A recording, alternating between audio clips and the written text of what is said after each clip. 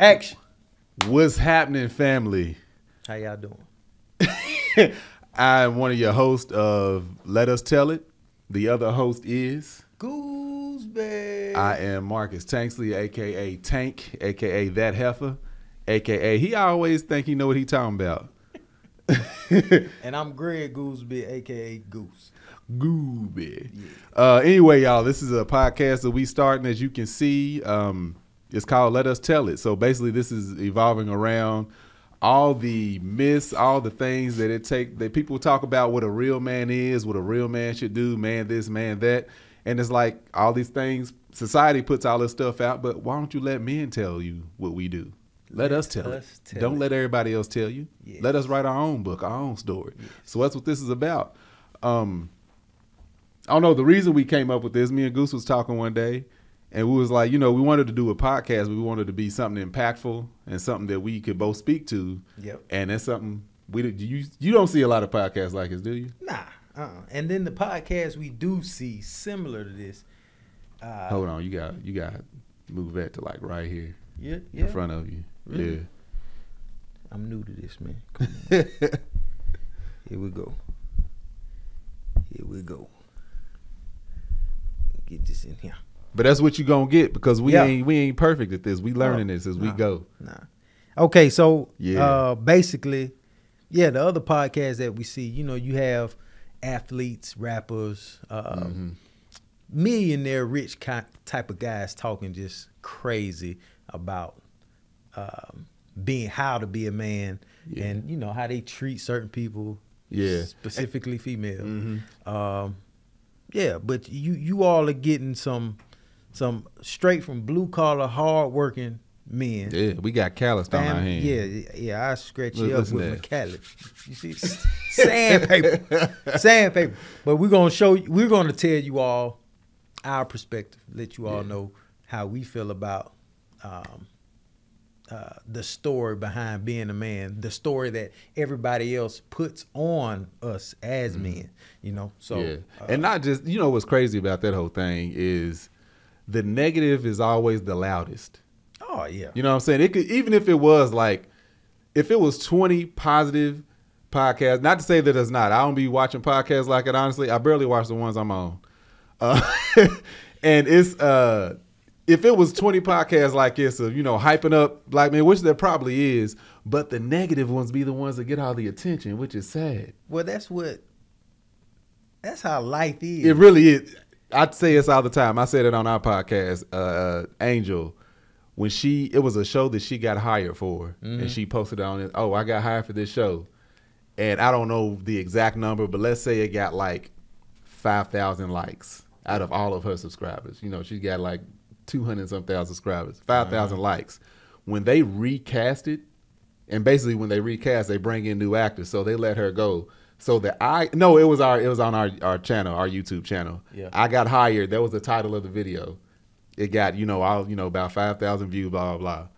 I got fired, quadruple the amount. Oh yeah. Because people want to see that. They want to see that tyranny. They want that drama. You on there crying? Our thumbnail gonna be both of us crying every time. This podcast gonna blow up. Oh yeah. They see a teardrop. It's gonna be over. It's like, what happened? He got shot in the eye with a nail gun. So then wear my goggles. Safety first. Yeah, it's safety. But I saw that post on Instagram where this person, I forgot who posted it. Mm-hmm. I think it's some famous person did. Anyway, I didn't mute none of my phones. It was me neither. It was they showed a multiplication table. I think it was Einstein or something, but he did 1 times 9 from 1 to 10, I believe, and it was either it was Einstein or it was like a little child. He was a child that shouldn't know their multiplications. Yeah, they did the multiplications correctly all the way until it got to number 10, and everybody said, you got 10 wrong, right? Yeah. But the other 9 that he got correct, they didn't say that's a perfect social experiment. Oh yeah, they're gonna see that one. That's why, and you know what? And it seems to be Now you know you're gonna get some people. I don't do it. But it's human nature. It seems, because it's like, even like I'm on me and my wife's podcast, which is gonna cause an argument. That's probably the reason you even watching this. If you watching it because of me. Even the Bald and the Beautiful that I do with Kevin, Melissa, and Angel. When I did back in the day, when I did go through comments, it would be all the positives, like, oh, okay, or people commenting on what we talking about. But let one negative come through, and that's when I wanted to respond. Especially when I first got into this, I was king clap back. Yeah. Oh, I would clap back so quick. And Angel, she had to point it out. She said, so if you're gonna get on there and clap back at somebody talking crazy, that means you got to go back and comment and thank everybody that's saying something positive. I was like, that's right. You right. So I did that for about a few months. I would go on there and just respond to everybody. Oh, thank you, blah, blah, blah. But I realized I wasn't doing it because I wanted to. I was doing it so I could so know I could clap back at somebody talking crazy. Petty, like, so that's why I was like, you know what? Let me respond. And I've heard a lot of people say it's like, just stay out of the comment section. Which every now and then, if we talk about something, we ask for people's suggestions and stuff, I'll go through. Every now and then I'll scan through. But now Instagram following is going up. People will screenshot and sit and DM me some negative stuff. Like, hey, you need to get this person. I'll be like, yeah, I appreciate it. But next time, just clap at them for me. Like, that I ain't be your thing, and every now and then I'll be like, yeah, you're right. I'm gonna go respond to this. You gonna catch it today. Yeah, but when it's dealing with family, you have to. I always, like, anytime it's family involved, I always go through, make sure ain't nobody saying nothing. Just actually, somebody said something recently, and we didn't even respond. We just reported them because it was something like about one of the kids. It was like, oh, that's sexual and predator like behavior. Yeah. Report. Okay. Yeah. I'm just being around you all, and just all these content creators and going through the situations with them as they're going through it. Yeah. I barely look at comments, but when I do, it is what it is for me. I don't do too much clap back. Yeah. It just ain't in me. Yeah. Yeah. But that all sprung from just, But on this podcast, I might clap back. Oh, because it ain't gonna be at many at first. It ain't gonna be at many comments. It ain't gonna be at many people watching at first. Back. But yeah, I'm gonna clap back on this unapologetically. Yeah. I'm gonna give all the thanks and praise to anybody else coming through and being positive. But anyway, that was the reason for this podcast, because we was like, we can do some good. We can get on here and let people see, because even like my dear friend, his brother-in-law, Kev, he's always like, I want to be a man like Goose. I want to be a man like Tank. I want to drink whiskey. And I'm like, but I want to be a man. Even though he's joking, a lot of people do look at manhood that way. They feel like, that what do men? Men smoke cigars and they drink and they work with their hands. But what about the men that are taking care of their families, that are white collars and going to work every day, signing, paper pushers? Yeah. It's like at my last job, actually, I worked for a general contractor.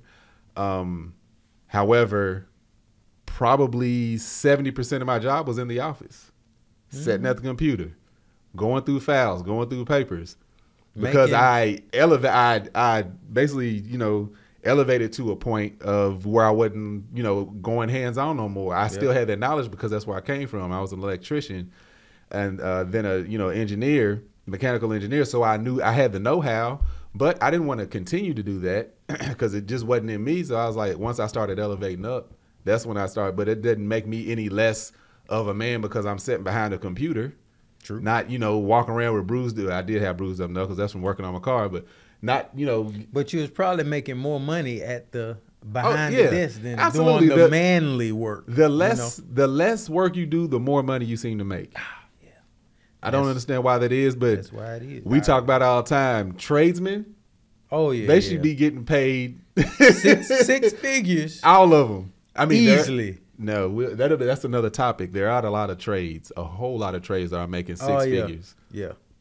See, well kept secrets though. That's another part of this show. You don't see a lot of us in those positions. That's another part of this show where we're gonna help spread as much knowledge as we can about trades. Yeah, because we were you have nephews, you have nieces and nephews. I have nieces and nephews, little cousins and everything, and especially when I was coming up and all my friends, were going, my cousins and stuff, they were all going off to college, and I was going to still college, but I went to a technical college. Mm-hmm. So I did 2.5, 3 years. But I came out, I was a apprentice electrician. Debt free, I bet. Oh, debt to income ratio it's still debt phenomenal. Free. I ain't owe nobody no $90,000. My parents was paying my tuition out of pocket. That's what because it wasn't that much. Atlanta Technical College. Well, I don't know how it works now, but when I went, it was free, and I learned how to work on AC units, and that doing AC work involves electrician work. It almost involves a lot more than just HVAC. So I learned a lot from doing that for free. Hey, you can't beat that. In high school, me and my other boy Greg, we went to, it was a vocational school. We had the option to do, which I think all high schools should do this. We had it as an elective. You could get that as an elective. Go to this vocational school for 2 periods. And while you were there, they had masonry, carpentry, HVAC, and plumbing. They had those 4, and we did masonry. I still got some of the stuff. We learned masonry there, and I did the. I think we did everybody was telling us that knew what they were talking about. Told us to focus on the HVAC because that's where you learn electrical, you learn plumbing, you learn HVAC. To where electricity you just learn the one. But we did. Oh, that's what it was. We did. We were over there for 2 years. And we did the general. So we did carpentry where we literally built a house from scratch. The instructor was a general contractor. Our masonry instructor did that for a living. Dude, what's his last name? I can't remember his name. Anyway, he's a black mason in Kentucky. He knows my family. I didn't know it at the time when I was going there, but then when I brought him up, I was like, oh yeah, we know him. Everybody in Kentucky. Yeah, in Kentucky. But anyway, in college I went to Kentucky Tech. You went to Atlanta. I went to it was called Kentucky Tech. Now I don't know. It's BCTC. I don't know. Bluegrass Community College. I don't know what it's called. But anyway, that's why I went to college. And by the time I came out, I had my house, I had my car, and all the rest of my friends are still staying in dorms. See, that's a whole nother. That's a whole nother episode. Hey, that's a whole nother. That's the spirit. We're gonna hit it. We're gonna touch on a word when we get there. Yeah, that's what's up. Yeah, trades is a. But yeah, that's like I said, that's a whole nother subject. But that's something we're gonna get into. We're gonna have guests on here. I'm not gonna throw out names yet, but we got a lot of people. As soon as we talked about this podcast, we had quite a few people. It's like, hey, I need to be up on there. Some professionals. Some professionals, some other people that are in our position who are quote unquote retired from the 9 to 5. When I say the 9 to 5, basically the careers we used to do versus now we are entrepreneurs, which is also another big step. We're going to be talking about that, what it's like to be stable, to be the breadwinner and then step away and not be that anymore and trying to work back up to that. But now that we are working our way back up to that, we will far surpass what, you have the potential to far surpass what you were doing as a 9 to 5. Yeah. A lot more stress-free too. We should have started this before we lost our hair, man. What? The show? Yeah. Man. I still got a lot of my hair. It's just this front is it don't participate. My hairline. This man talking about he still got a lot of his hair. You want to have a grow out contest? I can grow it out. Back around the holidays. Man, bald as hell. I shaved this morning. You can see the darkness. I'm light skinned. You can see all that dark. For a reason, man. I shaved because right here. If you ain't got the point guard, what's the team gonna do? The point guard is up here. The point guard. This they call the point guard. Yeah. These 2 corners right here gave up. We quit our 9 to 5s a long time ago and been trying to be entrepreneurs before we lost our hair. But you got to have a game plan. You can't just quit. Now I'm looking at yours. Now you don't have to shave. I gotta shave. My corners. Man, my hairline used to be down here. I'm gonna post a picture. My hairline used to be. Goose one of the only people I know that is hairier than me, and I'm hairy as hell. Yeah, I am, man.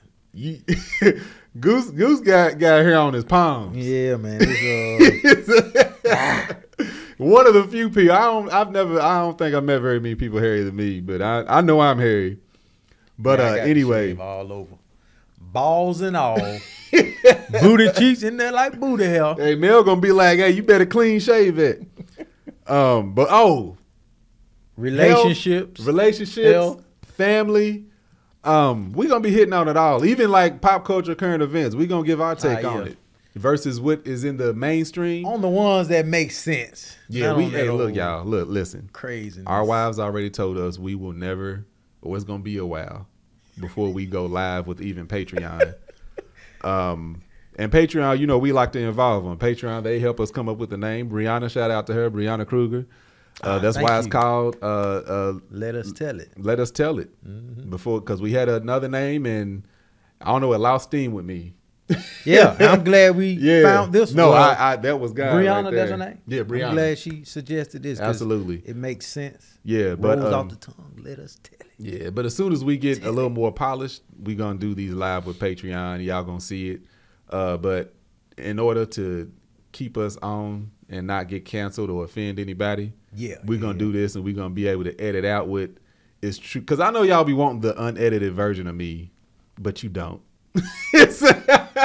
Even I go back and hear some stuff, I'm like, yeah, in the moment I was speaking what I truly feel, but you ain't supposed to speak everything that comes across your mind. And that just comes with maturity and understanding how the world works. Yeah. But yeah, so we already got a couple of topics. You want to hit on one today? What was that one? The myth? No, that one was the main topic was manhood and what was passed on to you, and is it still relevant? Like things that you were taught. Okay. If you were, instructed to do certain things as a man, or thing you were heard numerous times as a child, is that stuff still relevant, and does it apply to today's world? Because a lot of people still live way too far in the past.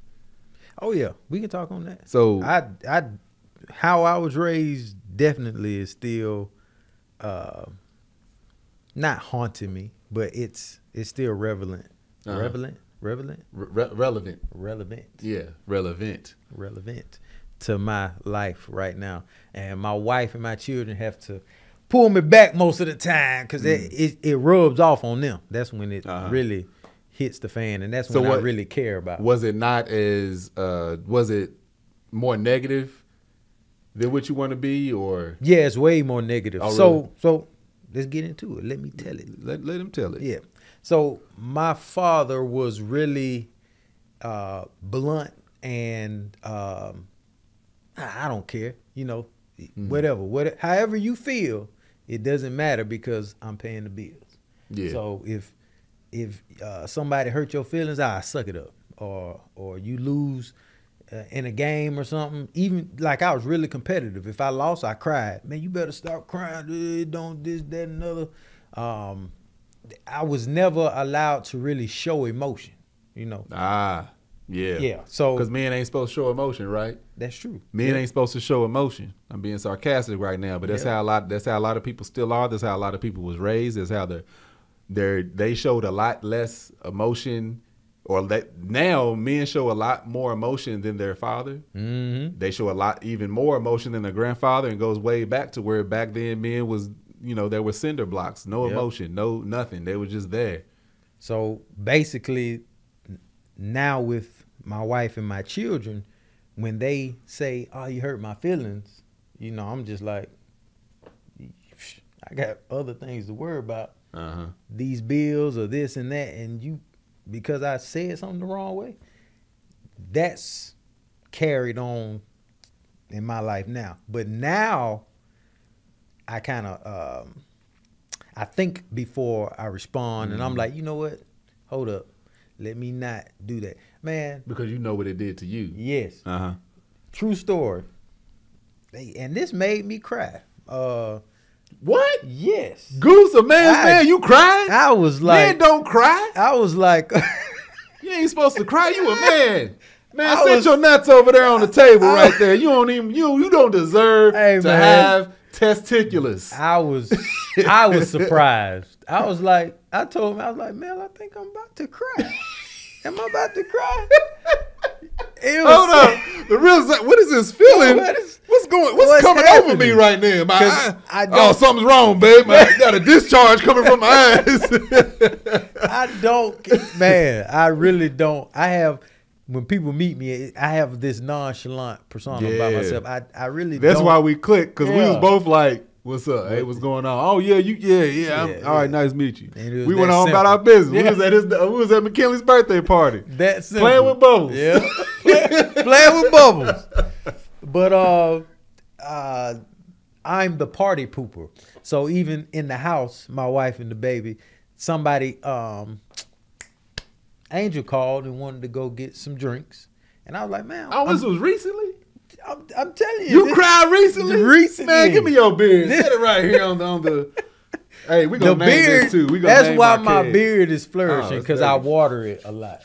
I thought I wiped it out. Crying. Apparently. It's man shit. You see that dirt came off? Oh, don't rub against it.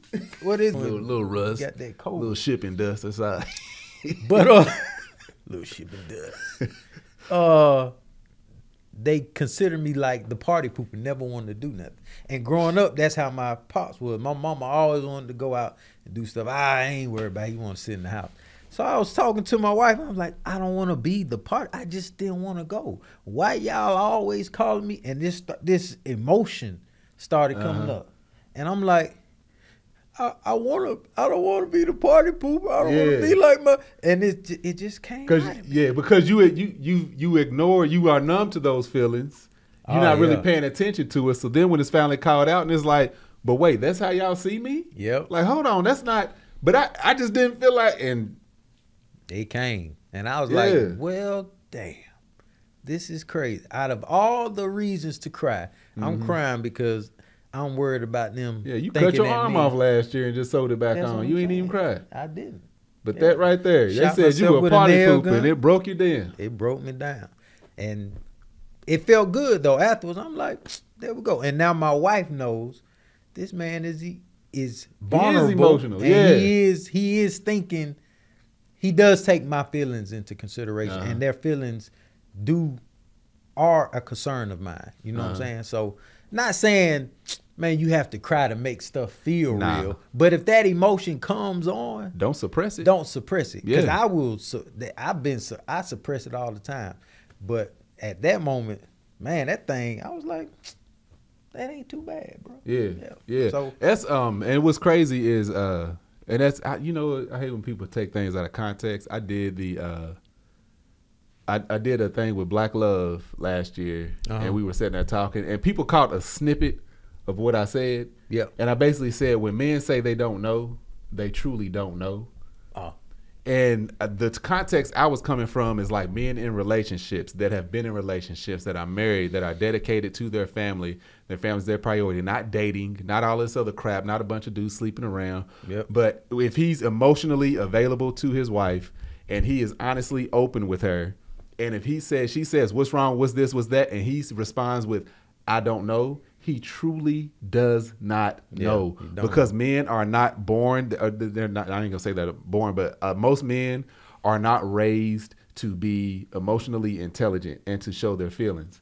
So of course in the comments, he don't know what he talking about. Yeah. Oh, he this, he that. First of all, I'm like, first of all, are you married? If so, how long have you been married? Are you emotionally available to your wife or spouse or whoever you're married to? Are you have you always been there? Are you emotionally honest? Are you fully honest with her? That's what I'm talking about. Somebody like you, somebody like me. If I tell Angel, she asks me what's wrong, which we've already developed communication. She knows if I say I don't know, it's either I truly don't know or I don't want to talk about it. And the reason I say I don't want to talk about it, because then she then knows that something's wrong.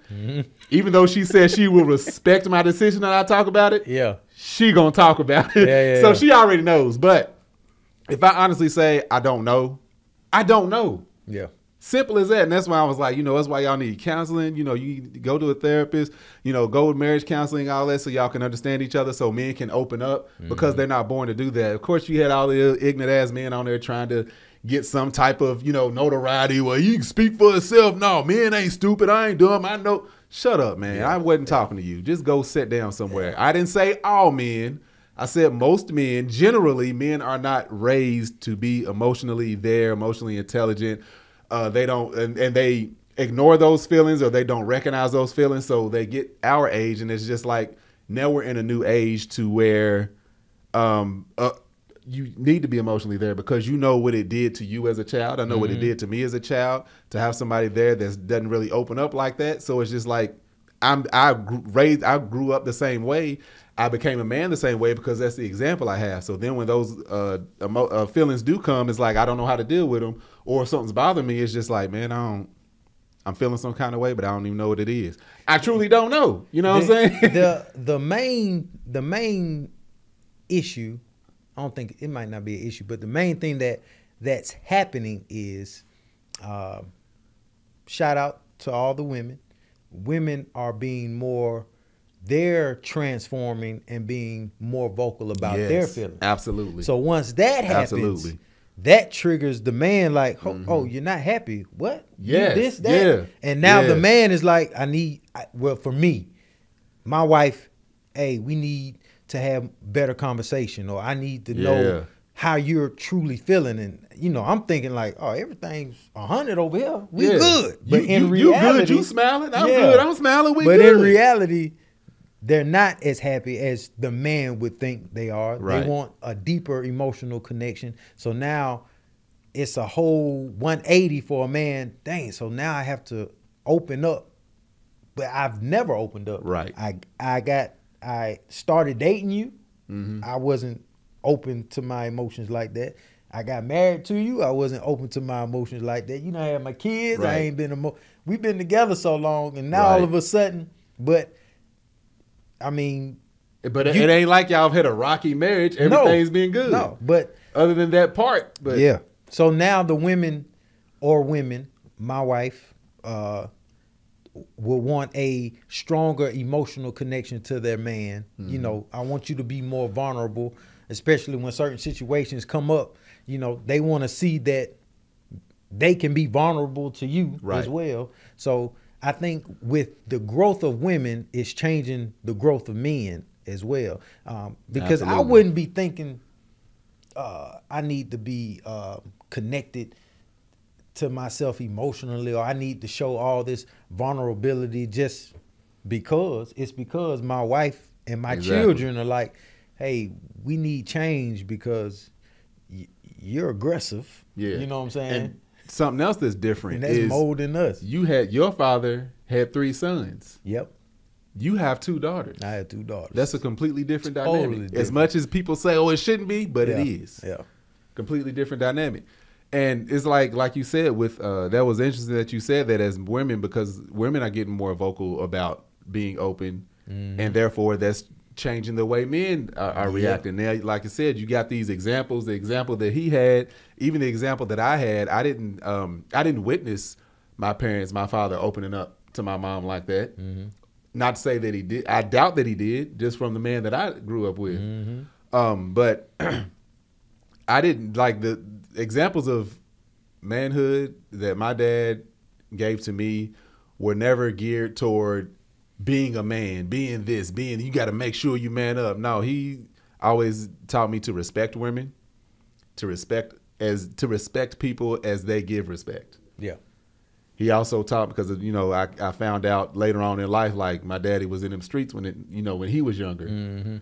And so he always taught me to give respect as is given. If people don't respect you, you have no respect to you. They don't deserve any respect back. However, at the same time, he never taught me. He always taught me, don't go looking for trouble. Yeah. But don't just let people. You don't need to be showing respect to people that don't respect you. Yeah. Even as a child, he taught me that. Now, if there was an adult that I had an issue with, of course, I always knew to go to my parents. But it's just like, at the same time, me growing up, I had no fear of clapping back at somebody for doing wrong. Now, if it was like a family member, if I got my butt whooped, most likely I was going to get my butt whooped again by them, because it's like, I deserved it. You know what I'm saying? Yeah. It's like, well, what you do? But at the same time, it's like, even coming up when I became, teens and everything, and 20s and dating and stuff, that was something, because I also have a sister. I have an older brother, older sister. My dad always made sure that I was respectful of women. That was his big thing. He's like, you got a sister, you have cousins, you have a mom. Make sure you treat women with the same respect that you would want one of them to be treated with. All the other stuff, all the edginess and stuff that I got from my dad, but that was passed on through just him being him. I saw a meme recently. It said, if you a street dude and your son's a street dude, then you're a failure. True. And I didn't, and it's crazy because I didn't know how, I don't keep saying, I guess I could say street, because apparently my dad, I didn't know this, I didn't discover this about my dad till I was probably in my early to mid 20s. Like, he was dangerous at that age. In his, around the time he met my mom, maybe a little while they were dating, probably even after they were married, he was like nothing to deal with. And that made it click for me, and it made sense because I never thought about it coming up. Yeah. I didn't actually think about it until last year. My mom is the youngest girl of 11. It's only 2 girls. They were popping babies out back then. It's only 2 girls. Oh, damn. So what? All of those brothers. Dang. And I tell you, I did not have a single small uncle. Yeah. I did not have a soft uncle. They were all rough, rugged, country dudes, hunting, just rough. Like tough, rough. Even my uncles that are or my cousins that are like my uncles, like my great cousins, I guess you would call them. Like they're all my uncles, aunts, and uncles' age and stuff.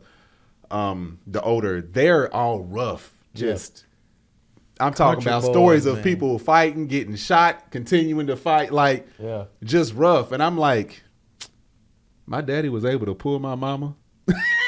And didn't leave, like, because they didn't like. I seen it. They didn't like nobody. I'm just like, now I'm like, I wish my dad died. He passed away back in 2018. But I want to be like, what was you doing to be able to see his little red bone? Like, hey, let me holler at you real quick. But like I said, I didn't know all that until I heard it from other people. Like coming up, I would have never thought. Now he told me like a couple stories, but he didn't go into detail about him coming up. But I never. It was like somebody threw out a nickname. Like they said, your daddy, and he said the nickname. I said, what? Who was that? And dude looked at me and was like, oh, you don't know who that is? It's like, boy, that's your daddy. Didn't know. But he said when your older brother was a kid, everybody knew not to mess with the nickname. I could say, let's say Ninny. Then don't mess with Ninny's son. That's Ninny's son. And I told my brother, he was like, I remember people used to call me Ninny's son. I was like, yeah, you had that protection of that thug. Y'all dad was leader of the mob in Kentucky. But coming up, my dad, I mean, he knew how to work with his hands. Like daddy, he would re-roof our whole house by himself. Yeah. My dad, he was in the medical industry. He wore a lab coat to work every day. He came home, with pens in his pocket. That was the man, the father that I knew coming up. Yeah. But I mean, he always packed a big Joker size 357. But so from what's still with you today that the respect thing, that's one thing I've always given is respect. Even the way I carry myself when I was dating people, parents, like when I was talking to girls, parents always liked me. Like always liked me, from even the fathers. Always from jump, because they, hey, he's a good guy. He's hey, Mark, Mr. This, Mrs. That, how y'all doing? Walk in somebody's house, take my hat off. Yep. That's something that my parents taught me. That's something that I was passed on to him. That's why I was never seen, that people never saw me dating their daughter as a big threat, because it's like, even if they are together, I can tell this dude comes from a good family. Mm-hmm. And even in the world today, it's like I always respect people. That was one of his biggest things, is respect. And people know, and my wife would be the first to tell people, I'm real quick with my tongue. Mm-hmm. I will cut somebody down quick. I get that from my daddy. But as far as being a man, it's just him giving that example of how to carry yourself in society. Like, nobody's ever been able to look at me and, think something negative that their own prejudice didn't already have there to begin with. I've never put out a negative, I don't be putting out negative energy like that, carry myself in a certain manner, and I got that from my dad. Now, as far as like the traditional stuff, that was never a topic. That was never a thing. That a man up was, my daddy has never told me to man up. He taught me how to protect myself, and how to respect people. That was, and I'll go ahead.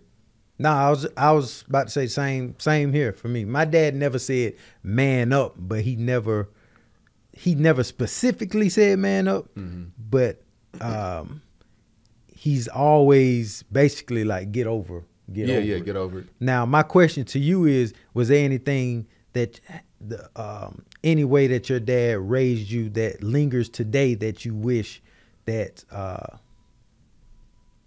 that you can improve on? Oh, absolutely. The quickness of your tongue. I ain't gonna improve on that. It is what it is.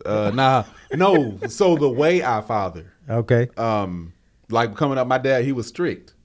Yep. So he was strict, and same like what you was talking about, emotional and not being emotional is like I talked to my dad's aunt. Oh, not my dad's aunt. I talked to my aunt, my dad's sister. I talked to my mama.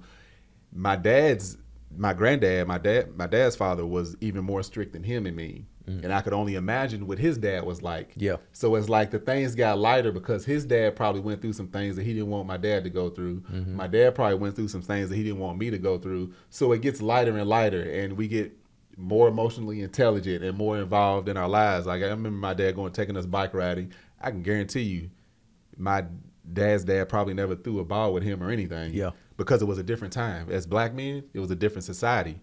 Yeah. They were going through a lot just trying to get home, trying to get to work, trying to keep a job.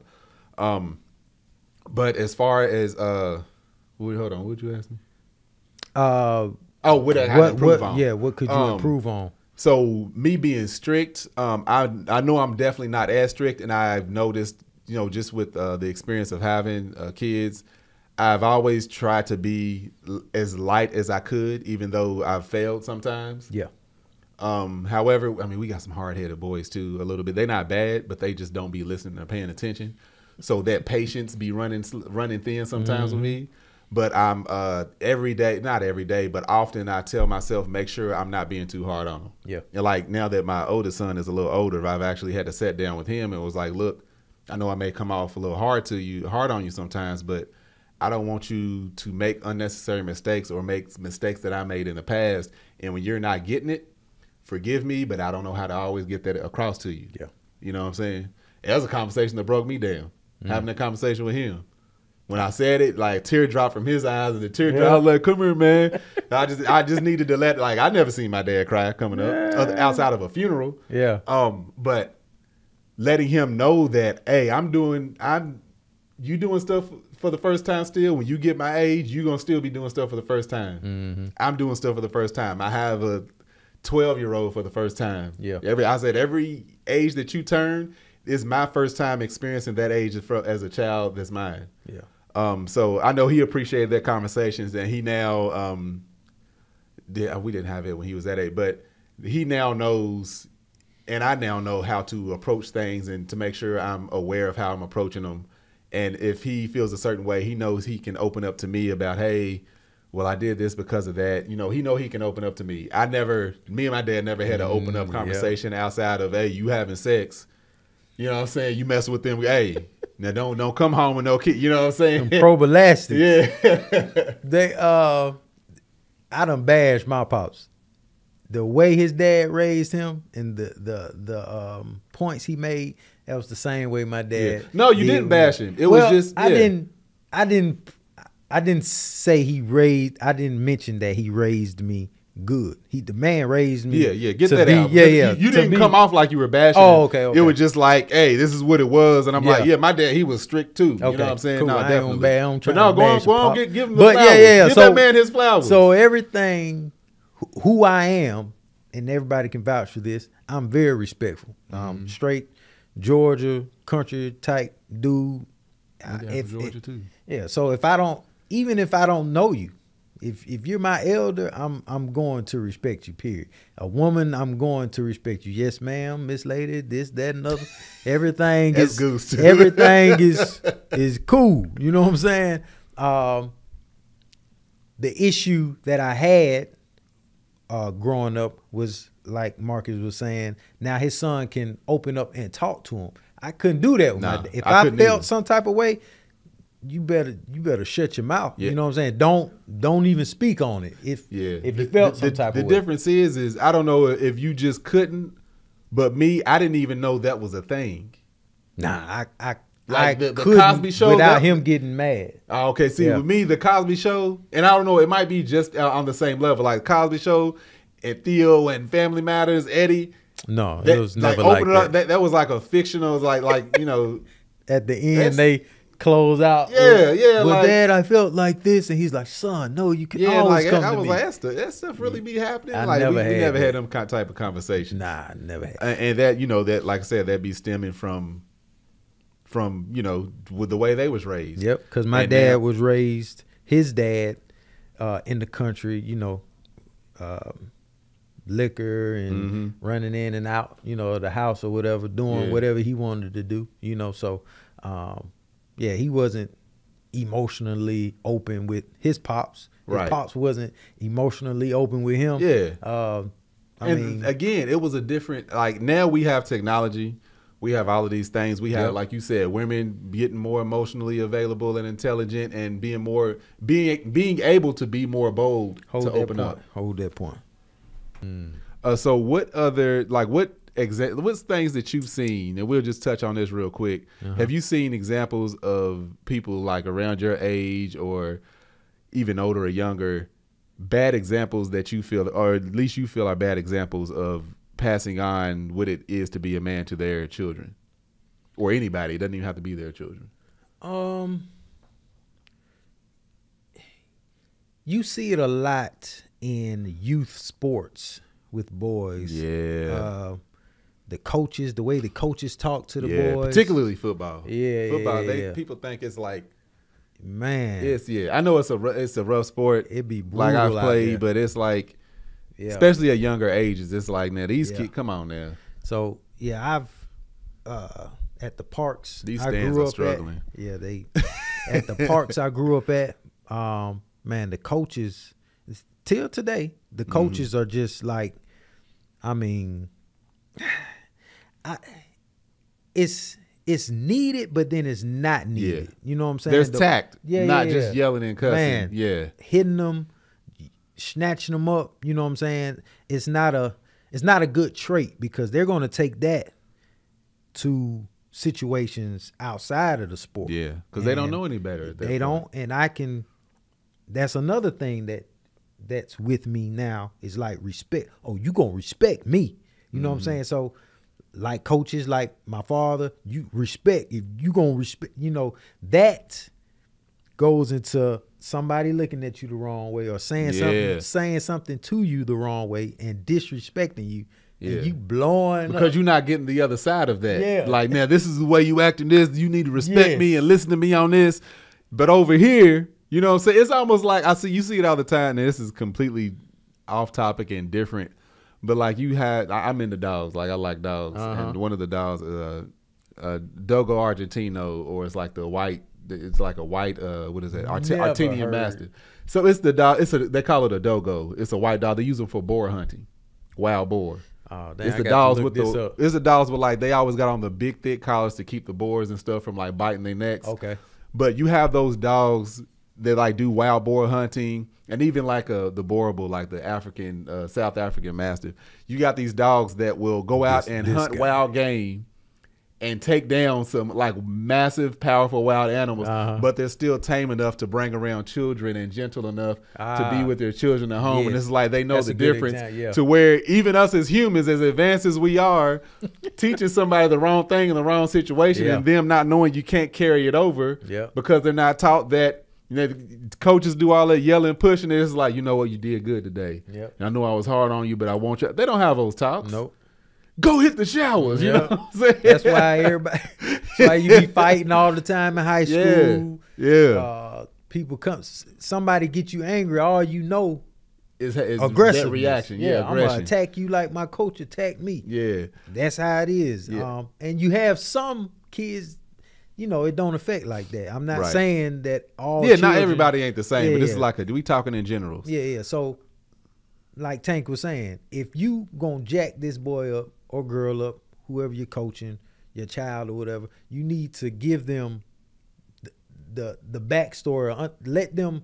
They need to understand why this is happening. Yeah. You know, for example, my child. I was picking her up from school, and I opened the door for her to get in the car. She's playing, doing all this craziness, so she loops around me into traffic. Right. I snatched the fight. Man, get your ass. Man, what did you? You know. Yeah. It was. Cause that scares you. It's like, hey, yeah. The first thing you do is react. I tossed her, right? And she's looking so scared. I mean, like what's going on? So literally in the car, I had to be like, baby, okay. I had to calm down. Yeah. But baby, it was just a reaction, but you can't go into traffic. Yeah. You can get hit. Daddy's gonna lose you. Mommy will kill daddy. Yeah. Okay. But she needed that reaction. But yes. Because that's safety. That's safety. Yeah. So everything, but if I just would have did that and we just sit down and we just would have went home, yeah, my baby would have been like, this fool is crazy. How's this mine? You know what I'm saying? And that would stick with it. Yeah. But now the conversation of, I remember that time daddy had to snatch me out of traffic. But he let me know. She gonna snatch her sister out of the street if something never happens. But but also that takes, I feel like a situation like that takes more than just talking. Oh. You know what I'm saying? It's like, honey, you can't do that. No. They need that instant memory of, yeah, because that's not a do-over type thing. True. But now I'll give a real quick example I saw. I don't know these. We were at an amusement park. I don't know these people. I don't know the context of the situation, but we were waiting to get in line. I know enough of the context because I was there. We were waiting in line to get on this roller coaster, and I remember this little boy being scared. And he was probably a little bit older than little Marcus at the time. So his little boy probably was around 9 or 10. And I remember, maybe even a little younger, but I remember his dad standing there telling him, man up. It's okay. Man up. You got all these other little kids getting on here. What you scared for? No, you need to man up. And he sees that other men see him talking to his son his way. And I'm thinking in that moment, he thought he was beefing. Yeah, he was like, I'm over here being a father. But I'm looking at him like he's stupid. Yeah. Because I'm like, first of all, we're at an amusement park. There's nothing to man up about. If this boy there are grown men that are scared of heights. Woo! Tell me about it.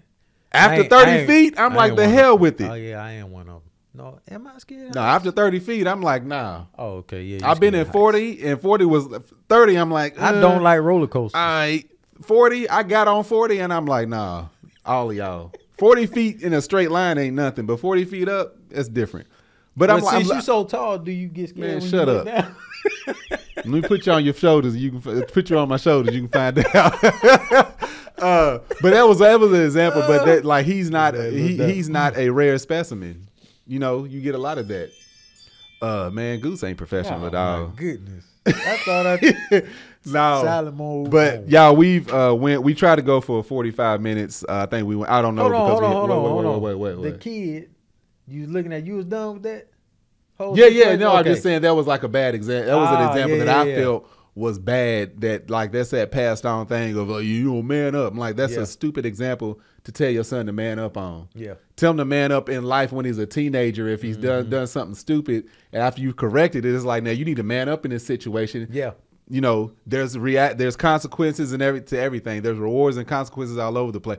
That's the right time to man up, but not as a child trying to get on a freaking roller coaster. Yeah. But now I wanted to go ahead and end this because I don't know where we at in time because we had to stop a couple times. But in general, that's what you're going to get every week. Yes, it's going to get better. It's going to get better, y'all. This is the first one, so bear with us. We're going to be in, we're going to get more organized. Yeah. But yeah, it feels good.